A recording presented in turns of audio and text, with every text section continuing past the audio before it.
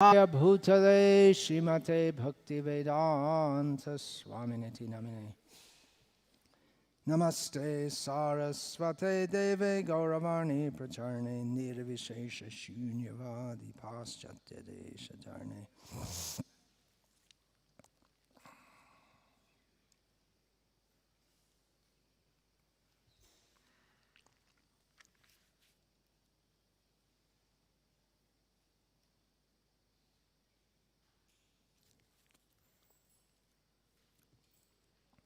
Om Namo Bhagavate Vasudevaya. Om Namo Bhagavate Vasudevaya. Om Namo Bhagavate Vasudevaya. Om Jnanatimirandhasya Jnananjana Shalakaya Chakshurunmilitam Yena Tasmai Shri Gurave Namaha. Nama Shrishtam Manumapi Shachiputram Atra Swarupam Rupam Tasyagrajam Urupurim Maturim Goshtavartim Radha Kundam Girivaramaho Radhika Madhavasham Prapto Yasya Pratita Kripaya Shri Gurum Tam Natosmi Vandeham Shri Guru Shri Ataf Parakamalam Shri Gurun Vaishnavankscha Shri Rupam Sagrajatam Sahagarna Raghunatan Vitam Tam Sajivam Sadvaitam Savadhutam Parijana Sahitam Krishna Chaitanya Devam Shri Radha Krishna Padan Sahagana Lalita Shri Vishakhan Vitamscha Hare Krishna Krishna Krishna Hare Hare Hare Rama Rama Rama Hare Hare. Vishnu Sahasranama, name 788, is Subhangah. Fairly easy name to understand. Shubha means auspicious.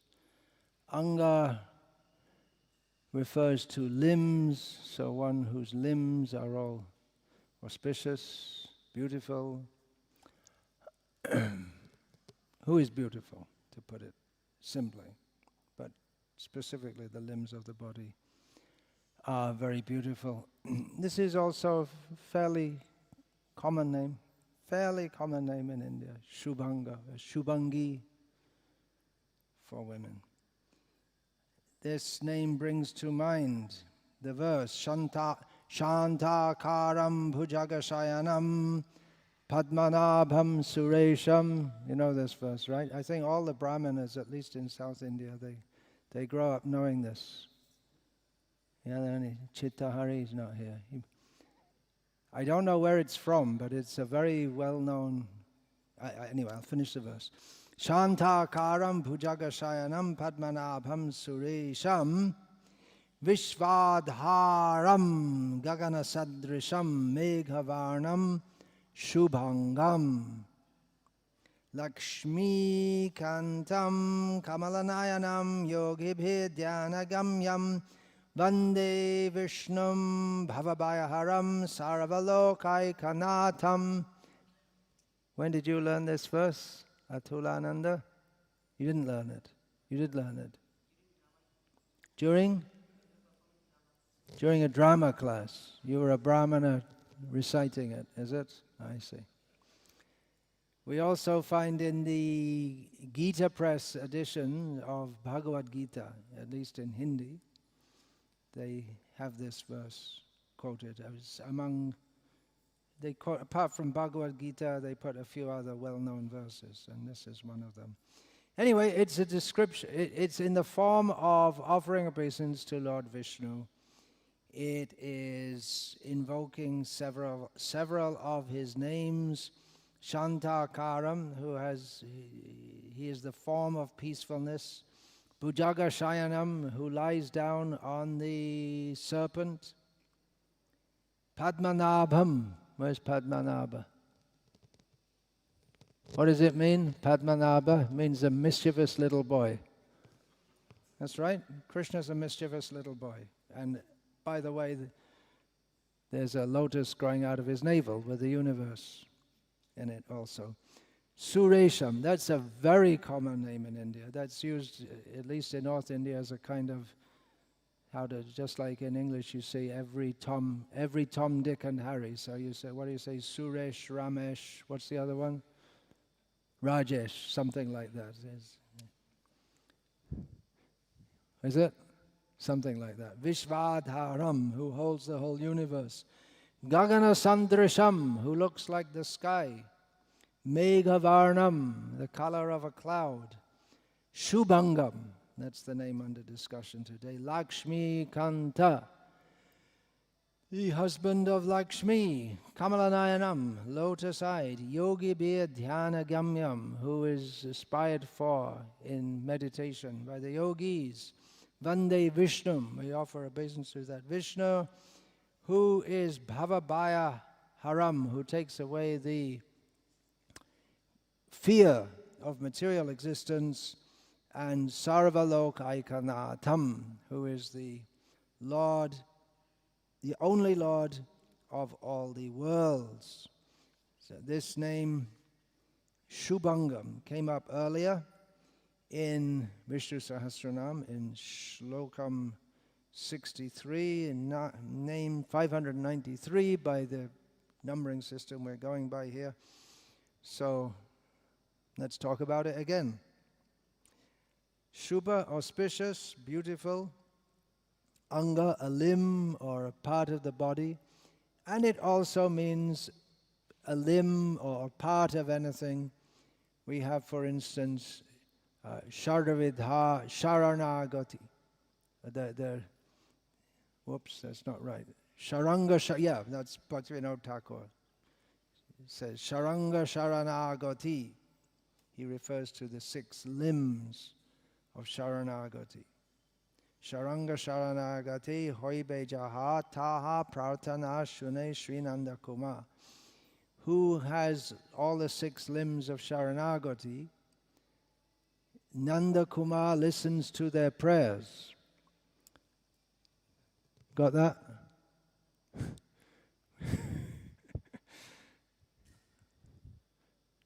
You have to fully surrender in all respects. Anukulyasya sankalpa. Do everything favorable, reject everything unfavorable. Accept Krishna as our protector and our maintainer. Be very humble and throw ourselves at him. And then he'll listen to our prayers. The meaning that Parashara Bhatta gives to this name in this part of Vishnu Sahasranama, because he's talking about Buddha Dev.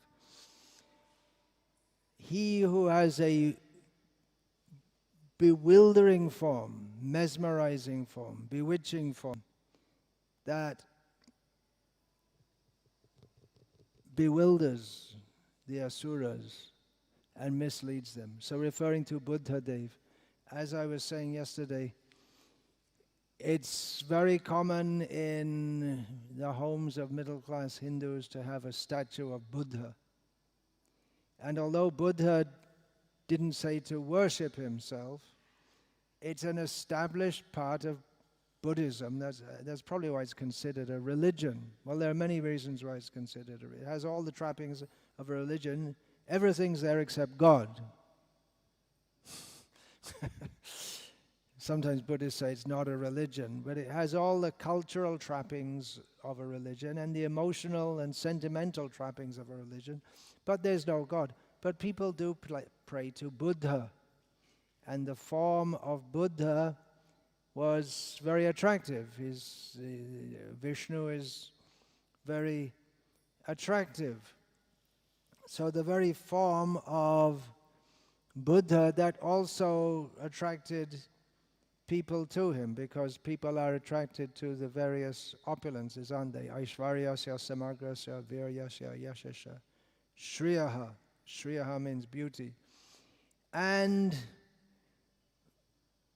it's a natural tendency of everyone to like to see beautiful people. In the advertisements, they show beautiful people, unless they're selling something beneficial for old people. How to take this pill and you'll be feeling healthy in old age. But generally they sell things showing pictures of young people and beautiful people. And it is a tendency also that we tend to trust people who are good looking. There's no particular reason why we should do, but that tendency is there. That's been noted. The psychologists, sociologists, I guess, they have noted in America, where they study all kinds of things like this, all kinds of psychological and sociological phenomena, that the women in general in courts, they tend to, we hear about the disparity, the pay disparity between men and women, but we don't hear about how they tend to get judged more leniently than men for the same crimes. And if they're found guilty, they get punished more leniently also, and especially if they're a beautiful woman. And we tend to trust them. Do you find any ugly politicians? Hardly. In the Western world especially, if you're really ugly, and you have to look presentable, look like you're doing well. So that's essential. You have to be able to talk, and you have to look good and look healthy and all these things. Because people tend to trust those who are good looking. It's a great mistake. In fact, Srila Prabhupada used to quote from Chanakya, what is that? Rupavati Nari. What is that? Rupavati Bharya Shatru. It's not it's something like that. Anyway, the meaning is that if one's wife is beautiful, she's an enemy. And he explained that in various ways, that one thing is that other men will want to steal her away. And another thing is that one can become so bewildered by the beauty that one forgets the real goal of life. Having heard that, no one's going to try and find out an ugly wife. Mirror, mirror on the wall, who is the ugliest of them all? It's considered, even Mukunda Maharaj wrote in his autobiographical work about, well, it was biographical about Srila Prabhupada, but necessarily it was autobiographical about himself. So he mentioned in there that it was called Miracle on Second Avenue, the book. So he mentioned there that he felt good about himself, that he had, he was a well-established jazz musician, and people came to him and for recording and this and that, and he had a good-looking wife. He felt pretty good about it. So that is one of these, the opulences, right? Shriyaha. One of the 6 opulences, to be beautiful yourself and to have a beautiful wife. And then people tend to think you're better. And of course, in the case of Vishnu, that is true. He's very beautiful, and he has a very beautiful wife. She's not his enemy. She's the friend of everyone. But in the case of Buddhadev, his beauty also enhanced his bewildering facet. His teaching is bewildering. Why on earth anyone would want to go through so much difficulty just to become nothing is amazing. And they don't even believe that He teaches that everything in this world is miserable, which of course is nothing original. It's been miserable ever since the creation, and people have noticed it, not only him. But he taught that you have to go through all these difficulties to get free from that. But then, what do you get? You get some is indescribable. We also say the bliss of Vaikuntha is indescribable, but they just say it's indescribable. There's no bliss. At least in the impersonal Brahman, there's some idea of Brahma Sukh, spiritual happiness. But in Nirvana, there's no happiness. There's no anything. There's not even nothingness. It's not nothing. It's neither nothing nor absence of nothing.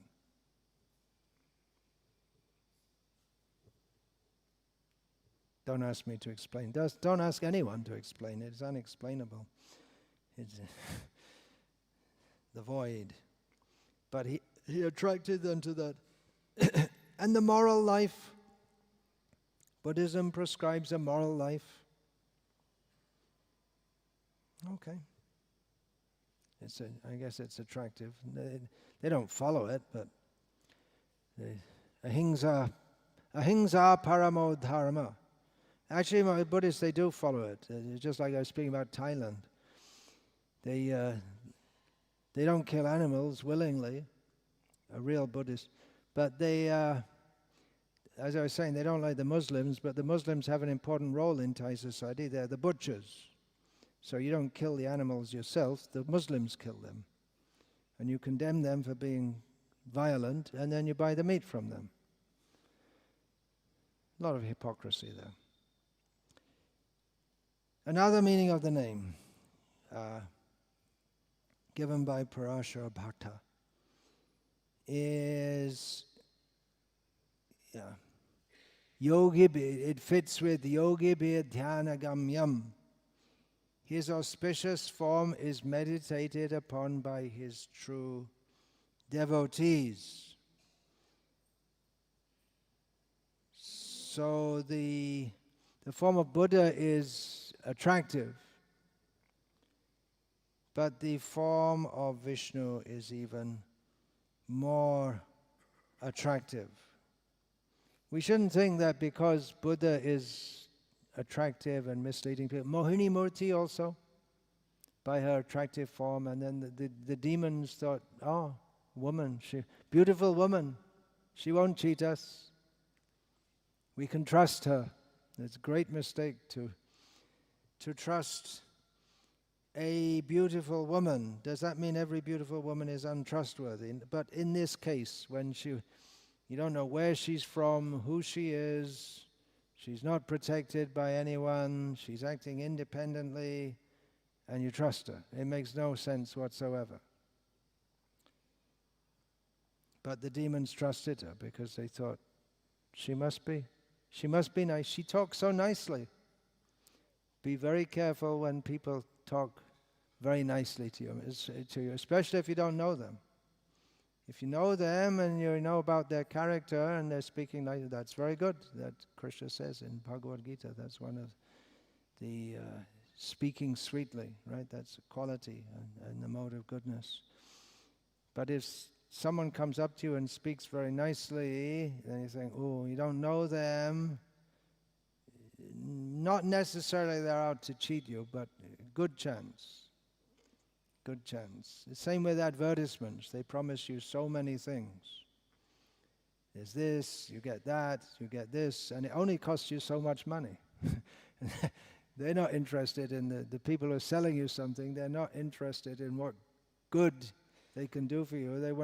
They're interested in, all you have to do to get this is give us your money. That's what they're interested in. There are any number of jokes following this line. You're offering so many good things. Okay, what's the catch? And then, shall I tell some jokes? Maybe not in class. I'll tell you afterwards. But anyway, you know so many jokes. Jokes help us to get through life. Otherwise, you're gonna. There's a saying in English, it's probably in every language. You can either laugh or you can cry. Things are it's so mad and so frustrating. You can laugh or you can cry, but you can't change it. It's just life goes on. We were talking about management. Everything looks very good. It looks very good because at every moment you have to supervise people so they don't do the same stupid thing they've been doing for every day for the last 20 years, and every day you've been telling them not to do it. That's called management. There you go. You can laugh or you can cry. Sometimes most of the time we cry, but from time to time we just laugh. Actually, Srila Prabhupada in Vrindavan in 1975, after opening the temple, he was trying to get the devotees to organize things, and he couldn't even get them to organize the bell being rung every hour, and so many other little things. The flower sellers were cheating the devotees because they'd have the weighing scale and show it's so much weight of flowers, and the devotees don't realize that underneath the flowers there are some stones. It's a normal thing in India in those days, and that's why they always give you a little extra at the end, right, just to show. And I'm cheating you, but I'm giving you a little back to pretend I'm not cheating you. Something like that. Remember that? Even in Bombay they used to do it. Yeah, of course, everywhere they used to do it. Where they used to sell loose atta. You can hardly get it now, probably. Is it? I don't know. Loose everything, sugar, salt. So, yeah, and the shopkeeper will talk to you very nicely. Just like Srila Prabhupada quotes in that Bhagavad Gita purport. He says the shop in that, what is that?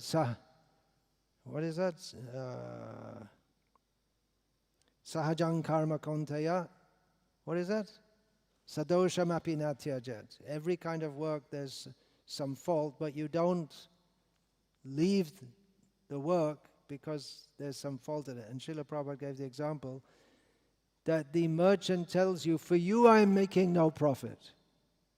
But you know he's lying, because if he doesn't make a profit, then what's the point? How can he live? Is it? You're looking up the verse? No. Okay. Anyway, you don't know it, so even if I quote it wrong, you don't know. Savadaman parityaja kumarang yovanang tata brahmayan sarvabhutani. What's the meaning of this verse? Oh, no, so many verses. Oh, my God.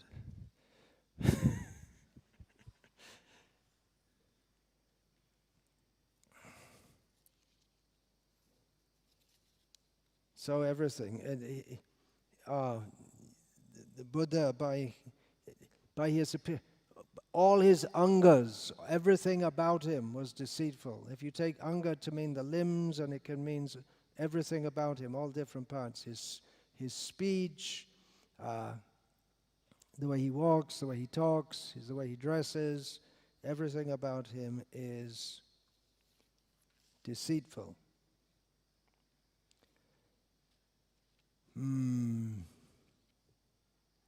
Sadhu dress also.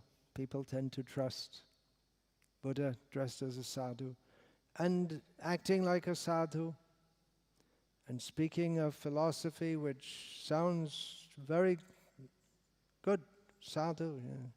Don't lie, don't steal, be of good conduct, follow the dharma. He was using the word dharma.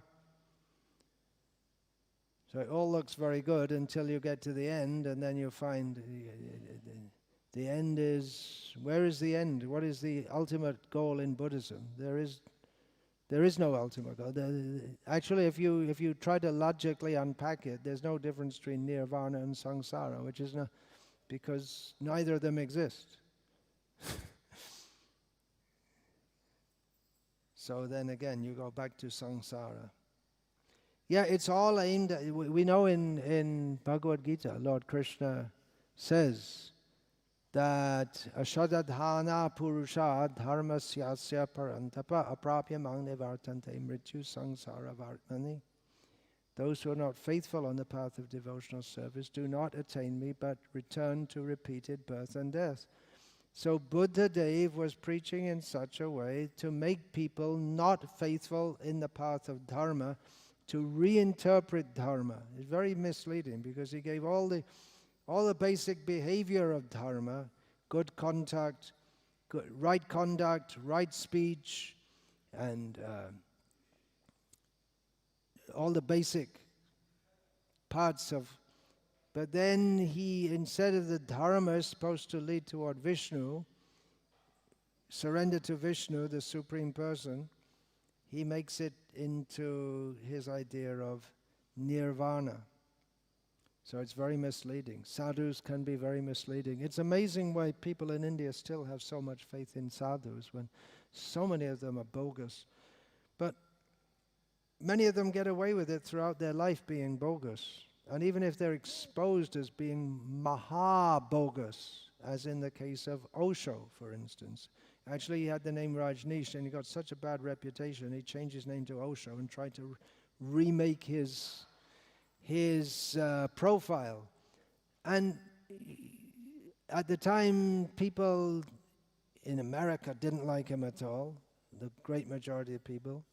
And in India, people didn't like him at all, especially in Pune, where he had his ashram. They didn't like him at any time, but they especially didn't like him after he was... There's so much exposure of his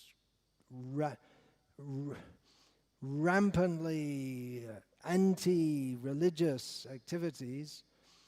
But now he's considered like, very good sadhu, and people watch his YouTube videos, which they didn't have YouTube at the time, but people made videos. And it used to be, before Sadhguru came up, that you go to people's houses, and if they think they're somewhat spiritual, they'd have Osho books. There was a period, right? You remember going on book distribution? And it was the fashionable thing. So it's amazing. You can do it. Look at this rascal from Tiruvannamalai, the latest rascal, that Paramahamsa Nityananda, totally exposed as being not only bogus, but amazingly stupid. Even most of the bogus sadhus, they're not stupid. I wouldn't say Sadhguru's stupid. He's an intelligent guy, no doubt. I've watched about 3 minutes of one of his videos, and it's enough to know that he's not, materially speaking, stupid. But this Paramahamsa Nityananda, he's amazingly, it's just, if you can say he's transcendental, he's beyond this world, he's in stupidity, he's breaking new barriers. But still he still has a following.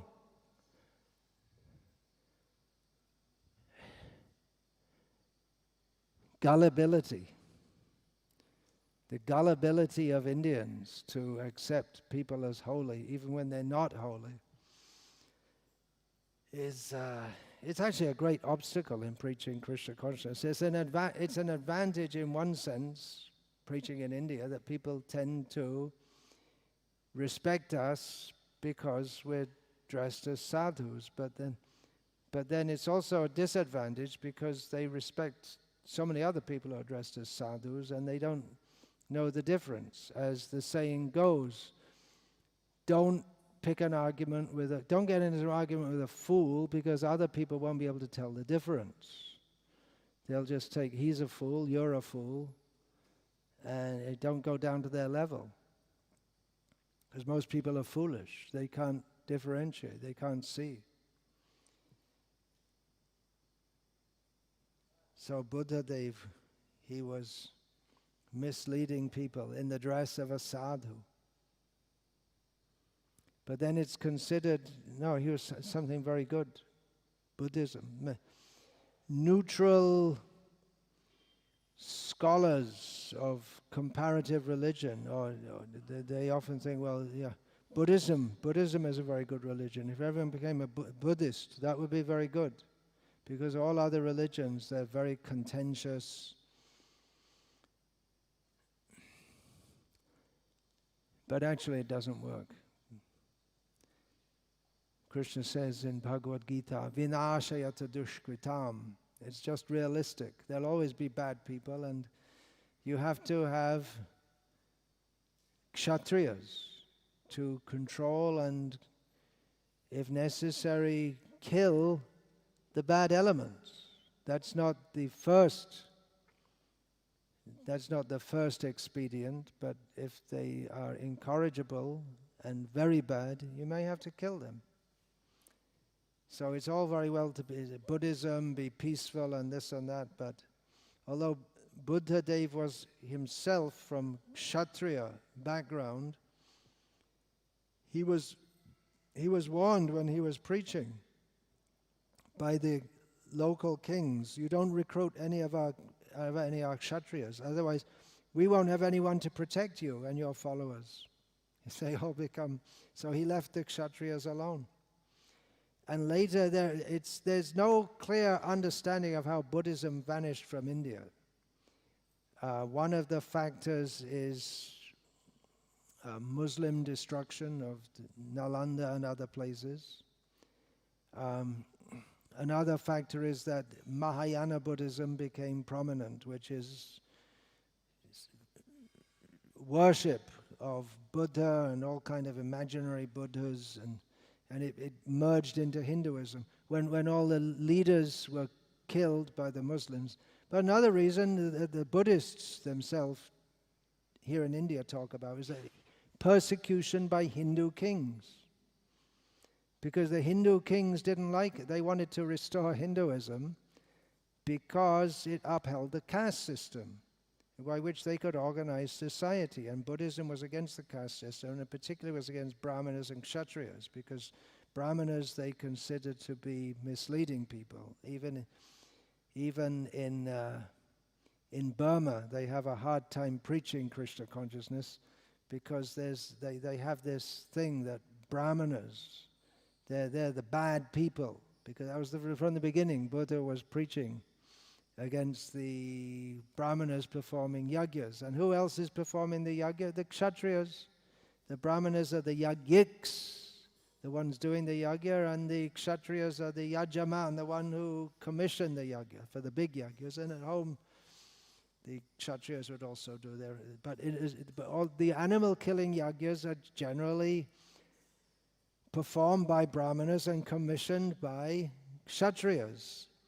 So they're very much against Brahmanas and Kshatriyas. So the Hindu kings thought this Buddhism. It's seditious. It undoes the whole structure of the state. So the Hindus also some Hindu kings persecuted Buddhists at some point. It's a long and complex history because, of course, Buddhism got a big boost when Ashoka the Great promoted it. A king promoted it. But he's only able to promote it after he conquered much of India, and then he didn't have any rival kings left. Because if he promoted Buddhism and became very peaceful while the rival kings were there, they'd just come in and wipe him out. It only works if everyone in the world is a Buddhist. It's like they say, Islam is the religion of peace. Then we'll kill everyone else, and when the whole world is Islamic, then it'll be peaceful. Of course, we still have to sort out the Sunni-Shia problem, and then the Ahmadiyyas and the Aga Khanis and all that kind of thing. So, but it's the religion of peace. But it's very theoretical. That's Krishna, what he gives in Bhagavad Gita with Varnashram is very practical. That there are people at different levels, materially, spiritually, and what is nowadays goes by the name of Hinduism. But Vedic culture, it deals with all different kinds of people. That's why we were discussing yesterday. You can't force all the grihastas to live like ultra brahmacharis. There's a grihasta ashram and there's a brahmachari ashram. You can't make the grihastas like super austere. Some of them may be like that. They might be like that. And the Brahmana rishis in the forest, they would be like that. But you just can't force it on people. There's a difference. There's a difference in how people live their lives. And the main thing is that everyone has to chant Hare Krishna and serve Krishna according to their present position. It's not just like everyone has to be exactly the same in all respects. That's a great strength, actually, of Varnashram culture. And if this could be discussed more broadly within our ISKCON society, where there's all this tension between those who want to be strict and those who don't want to be very strict. Actually, it's not that much tension because hardly anyone wants to be strict. But it can be resolved by Varnashram. Those who want to be very strict, they're Brahmanas. Others, you be in other Varnas. Still you have to accept some rules. Everyone has to accept some rules. If you don't accept any rules, then you're just a Chandala. That's all. You can still chant Hare Krishna, but you're not within the Varnashram system. So, getting off the point here, actually these are very important points, but not exactly for the Subhangah discussion. So another meaning is this word anga we find in Ashtanga Yoga, right? Ashtanga Yoga. What is that? Yama, Niyama, Asana, Pranayama, Dharana, Dhyana. Oh, Pranayama, Pratyahara, Dharana, Dhyana, Samadhi. The 8 angas, or the 8 parts of the yoga system which leads to the Samadhi, the ultimate aim. So Subhangah means he who makes the Ashtanga Yoga, he brings it to fruition. It's possible to become successful. What's the fruition? Dhyana avastita tadgatena manasa pashyanti yam yoginaha, which also comes in one name here, which we just read, Yogi bhi dhyana gamyam. The yogis, ultimately, they have to meditate upon Vishnu. So he who makes it possible to become successful in the yoga, Ashtanga Yoga system. So that's another meaning of the word Subhangah. That's one of the meanings that Shankaracharya gives in his commentary on Vishnu Sahasranama, that he's worshipped by his devotees and ultimately he's worshipped by the yogis. And if the yogis, for all their rigid austerities, they can become attracted to the beautiful form of Vishnu, then the Ashtanga Yoga is perfect. But if one becomes attracted by the beautiful form of Buddha and on that account follows his teachings, then you're in a lot of trouble. We have some devotees here from Nepal, which is a Hindu come Buddhist country. Hinduism there is very much mixed up with Buddhism. Maybe not, you're from the Terai, is it? Yeah. I can't hear. In the Terai, it's more like India, but when you get up in the mountains, the Hinduism is very much mixed up with Buddhism, and more so since so many Tibetans came in. So it's just like you see the Hindus in Sindh and Punjab, they worship the Sikh gurus because they're around there. So they worship them also, along with the Hindu gods. And in Bengal, they often worship the Hindus worship the Muslim peers also, because they're someone holy. Here in Tamil Nadu, they have Our Lady of Velankani, and the Hindus go also. Anyone to worship, you worship them. We don't have any discrimination, it's all one. So where there's an influence of Buddhism, the Hinduism becomes mixed up with Buddhism also. It's a very syncretic kind of religion. Everything fits in. Everything fits into it.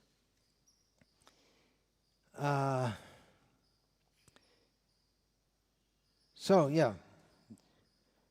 You want to do yoga, you can do yoga, meditate, take a long time, many lifetimes, and otherwise you can chant Hare Krishna and get the same result much more easily and without so much difficulty.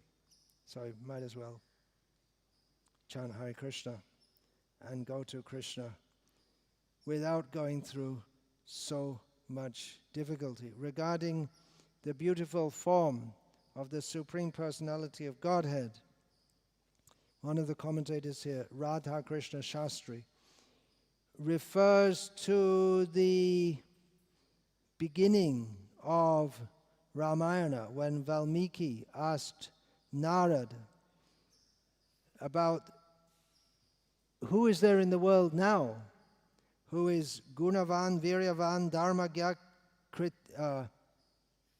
Kritagya, Satyavakya, and Dhiravrata. Who is there in the world now who is full with all qualities, who's very powerful, who knows what is dharma, who is very grateful, has the quality of gratefulness, who speaks truthfully and is firmly fixed in his vow. So these are all different angas. The answer is from the beginning of Ramayana, so you can understand. The answer is Lord Sri Rama. So he has all these facets of his personality, all these angas. And also, Narad describes the beauty of Rama's form. Vipulangsho, huge. Vipulangsho Mahabahu, Kambu Grivo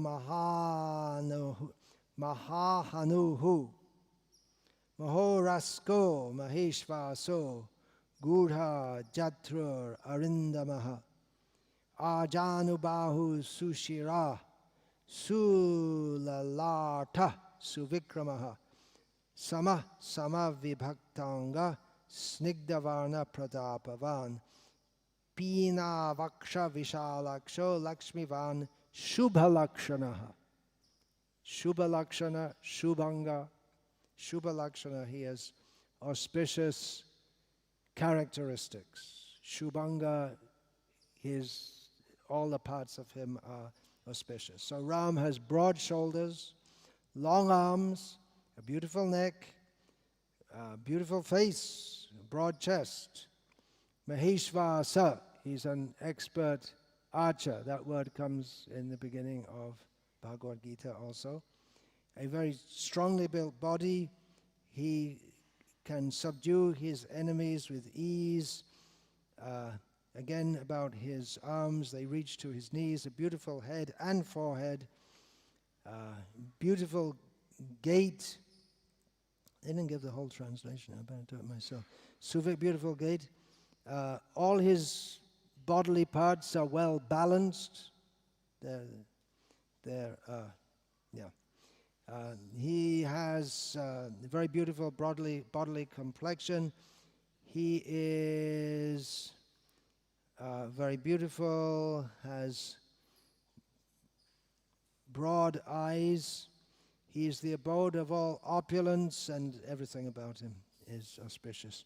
In his commentary on this verse, Sri Radha Krishna Shastri also quotes from Hanuman, who describes to Sita, famously in Sundarakanda, the beauty of Lord Rama, by which she becomes convinced that Hanuman is not a deceitful emissary of Ravana, because no one could speak so nicely about Rama unless he was a devotee. But the name Sundara is coming up just after three names, so I'll leave that for then.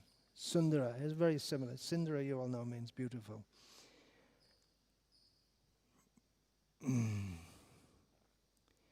Going back and forward here. Mohini Murti, she was so beautiful that even Lakshmi felt, what's going on? I'm supposed to be the most beautiful. Who's this? I can't help feeling attracted. Even Lakshmi felt shy. Satyadeva Vashishta, as usual, gives a completely different kind of interpretation by breaking up the Sanskrit and analyzing it in a different way. He has a beautiful gait, G-A-I-T.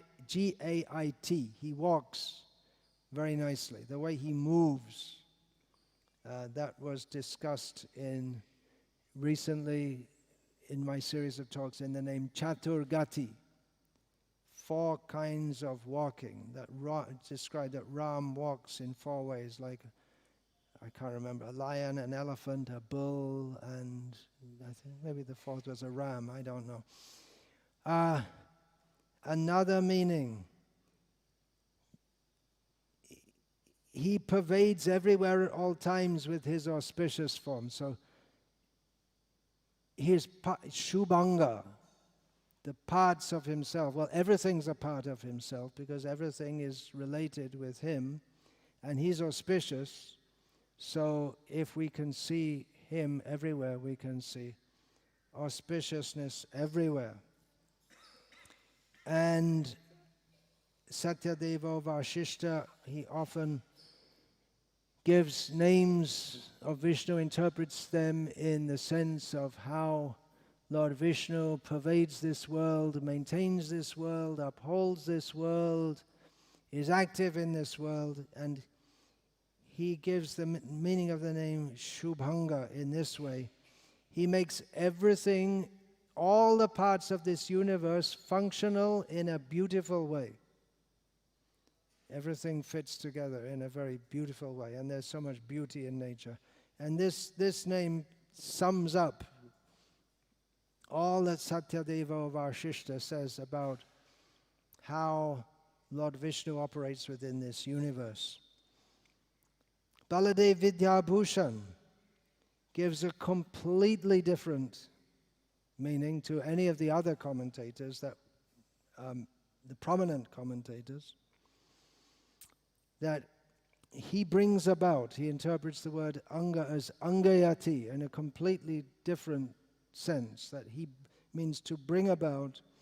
He brings about auspiciousness in the form of confidence in himself and in the words of the spiritual master and the scriptures. So one who is endued with faith that Guru, Sadhu, Shastra, Bhagavan, these are all giving the truth. I can surrender to Krishna. I can have faith in this. I can do this. One who has this faith can very easily make progress on the path of going to Krishna. So Krishna within the heart helps us to have strong faith if we want to. Just like he says, tasya tasya, this about the demigods. I make the demigod worshippers' faith in the demigod strong. Yo yo yang yang tanang bhakta shadhayacharam ichati tasya tasyachalang shadham tameva veditami aham. One who wants to worship the demigods, I make their faith in the demigods very strong. So why will he not make faith in himself and in the Shastra and in the Sadhu strong also? Those who want to approach him, he will help them in that way. Hare Krishna, Krishna Krishna, Hare Hare, Hare Rama, Rama Rama, Hare Hare. Subhangah Bhagavan ki jai. Vancha kalpatarubhyascha kripa sindhubhya evacha patitanam pavanebhyo vaishnavebhyo namo namaha. Dante nithaya churnakang padaya nepatya kritva chaka kushatame tadaham ravimi. Hey sadeva sakala eva vihaya durat gauranga chandra charane kurutanuranga.